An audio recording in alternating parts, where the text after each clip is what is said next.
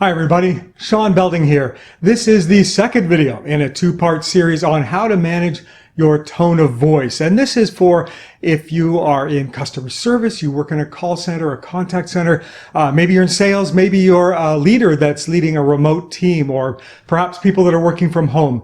This video is for you. If you haven't already, make sure to check out the first video in this series because it really covers the foundation of what we're going to talk about today. And it talks about the science of tone of voice and why it is so tremendously important to our success and to how people perceive us.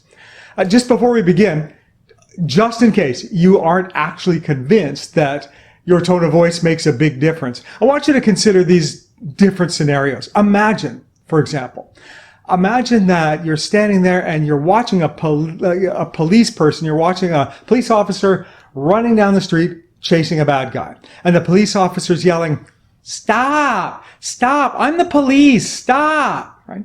Imagine that. Or how about this one? Imagine that you are walking down the street and up to you walks a great big guard dog. And it's a big dog, big teeth hanging out like this. It's got the studded collar and it's drooling and stuff like that. And you turn to it and you say, "Hi, doggy." Think about that one. Or this, imagine you're running for office. You're trying to get elected for something, whatever it might be.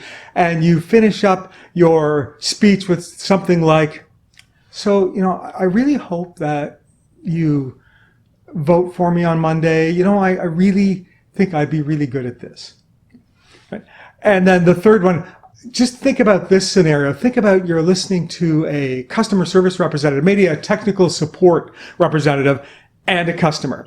And it's obvious from listening to it that the customer is not a native English speaker, that English is very much this person's second language.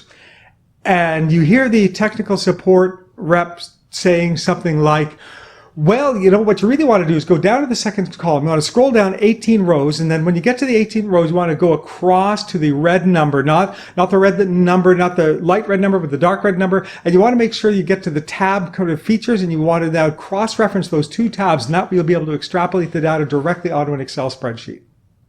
Now, each one of these is a recipe for disaster, isn't it? For various reasons. The words, what the person was saying, there's probably nothing wrong with it. But it's like that old saying, right?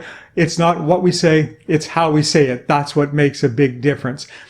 Our tone of voice is a tremendously powerful tool for us. If you work on the telephone, it's all people have, right? They can't see your eyes, they can't see your smile, they can't see your body language. All they've got is your tone of voice. And again, if you listen to the first video, if you've seen that one, it very graphically talks about why our tone is so important and why just talking on the telephone the way that you would talk to somebody in person isn't good enough. Absolutely isn't good enough. So that's what we're going to talk about today. We're going to talk about how to take this wonderful instrument that we all have and start learning how to play it to get results. And I hope that you enjoy it.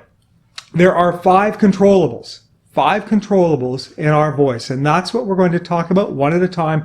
They work into an acronym SPLIT, and it's speed, pitch, loudness, inflection, and timbre.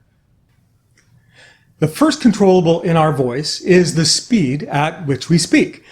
Now, we all speak, don't we? I think you recognize this. We all speak at different speeds. And our speed, the speed we speak at, changes depending on the situation. Sometimes if we get nervous, we speak a little bit faster. Sometimes if we're uncertain, we tend to speak a little bit slower as we're processing information and trying to talk at the same time. The thing is that when it comes to our tone of voice for business, we want to speak tactically. We don't want to just speak reflexively. We don't want to just let our emotions dictate how we use our tone of voice. We have to use it tactically. So with speed, for example, one of the things that we want to do is that if you have a customer and you're trying to get that customer kind of excited about a product or excited about a solution, then you want to talk a little bit faster. Not hugely fast. You don't want to rattle it off and come across and say, "Hey, this is really, really good. I think you're really going to like this. Do you want to buy this one?" You don't want to do that. But you do want to let that person know that there's a passion in there. Say that, oh no, I think you're really going to love this. This is one of the best things I have seen in a long time. I think it's absolutely perfect for what you're working on. Right? Just a little bit of speeding up sends that excitement. If you're a manager, you're a leader, and you're trying to get your staff to, engaged in something that's new and exciting going on in the company, you better talk faster, because if you just say, well, we have this new process we're putting in place and it's really going to make a big difference and I'm really quite excited about it, that's not going to do you any favors. So speed helps create, it is excitement. It creates energy. It creates excitement. It can also, and does also, create a sense of urgency. So as part of that, if there is something that's urgent, let's say you're talking with a colleague and you're saying, okay, we've got to get this done by 5 o'clock, because if we don't get this off by 5 o'clock, it's going to be a lot of trouble down the road, right? Just speeding up a little bit creates that sense of urgency in people. Now, having said that, where we don't want to use it is sometimes where we already perceive a sense of urgency. So think about the cashier that's working in a retail store and there's a big lineup and the cashier's getting self-conscious about it.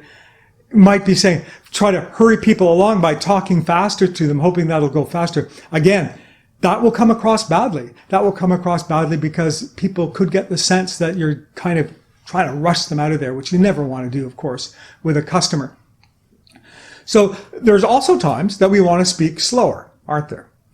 And one of the most notable ones, and one that I think a lot of people often forget, is that when you're dealing with somebody who is significantly older, so say somebody in their 80s, it's a customer that's in their 80s, somebody that's somebody's grandmother or great-grandmother, it never hurts to slow down just a little bit and speak a little bit more deliberately when you're talking. Again, we don't want to come across as condescending. I'm talking about slowing down 5%, 10%. Here's why. It has nothing to, it's not because they're not smart because they're old. That's not at all the case. It's because that starting at about the age 30, humans, our ability to process auditory information begins to decline, and it begins to decline at about the age 30, and it steadily carries on. So if you have an aging grandmother, an aging grandfather, and they never seem to quite grasp the things you're saying, it very well couldn't be that they're not as intelligent as they used to be. It could just be that it takes them time to process auditory information. And if you go too fast and start laying things on, that's a processor issue. It's not a brain issue in that sort of a sense. Same thing with customers, the same thing with employees, with bosses, with your colleagues, right? So again, it never hurts to speak a little bit more deliberately, a little bit more carefully. And you see how my pace just changed. It's a little bit slower than my normal pace, but not hugely and not remarkably. Now, one of the other times you'll want to speak slower is if English is somebody's second language. Really, it makes such a giant difference. I travel all over the world, so I spend half of my life in different countries where I am the person that's trying to speak a second language or the person that doesn't speak any of the language at all. And I can tell you how incredibly appreciative I am when somebody will take the time and slow down when they're speaking to me. Because I usually try to pick up a few words in every language in every country that I go into. And once I can recognize some of them and somebody's talking slowly enough, I can kind of sort of make out what they're saying. But if somebody talks at their native speed, at their normal speed, I get lost instantly, right? Which is what happens to everybody. So again, if English is somebody's second language, you need to speak a little bit slower. Give them time to process it, look in their eyes, look for comprehension when they're saying it. That makes such a gigantic difference. Also, if you're speaking in English and English is your second language, or if you're very conscious that you have a strong regional accent, whatever that accent might be, slow down, because some people really have a challenge processing accents as they go through things. So make a point to slow down when you're doing that.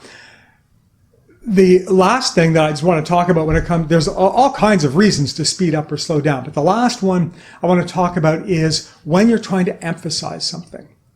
When you are talking at a certain rate and at the end of a sentence you slow down, it's an outstanding way to put the emphasis on it. So I can be talking to you like this, and then I can say, but this is the real important part right here, right?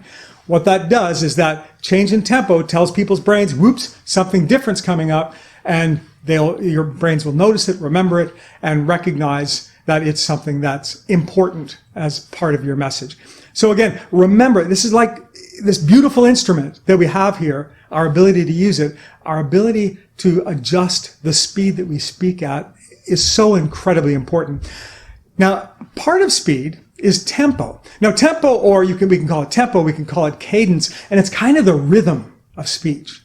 So you'll notice when I'm talking and when most people are talking, their words go up and down. They speed up a little bit, they slow down a little bit, they have pauses in between things that they're saying, and all of that creates a character to the way people speak, and it creates, it helps people keep other people engaged in messages by using that.